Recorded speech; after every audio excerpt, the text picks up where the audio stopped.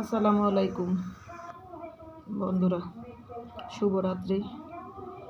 তো আজকে দুপুরে এই যে কালকে লাল শাক রান্না ভাজি করছিলাম, তো সেটা অনেকখানি ভাজি করছিলাম, তো একটু ছিল। দুপুরেও খাইছি, রাত্রেও একটু নিছি। এই যে ভালোভাবে গরম করে নিছি যেন শাকটা নষ্ট হয়নি। শীতের দিন তো এই জন্য শাক ভাজিটা নষ্ট হয়নি। তো গরম করে দুপুরেও খাইছি, রাত্রের জন্য একটু নিলাম। এই তো সাদা ভাত। আর দুপুরে সবজি রান্না করেছিলাম, যে সেই সবজি একটু নিয়ে নিলাম। তো এটাই আজকে রাত্রের খাবার।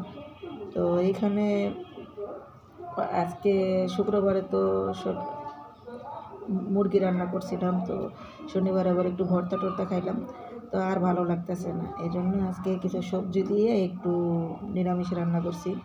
তো এই যে কাছ থেকে দেখাই, এটা হইতেছে কাঁচা টমেটো, ধনিয়া পাতা, তারপরে ফুলকপি, নতুন আলু, তারপরে শালগম, মূলা, আর একটু লাউ ছিল, লাউ দিয়ে দিছি। তো কয়েক রকমের সবজি মিলিয়ে সবজিটা রান্না করছি।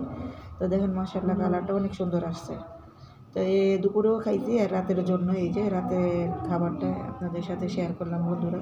এই পর্যন্তই আজকে আমাদের খাবার। তো সবাই ভালো থাকেন, আল্লাহ হাফেজ।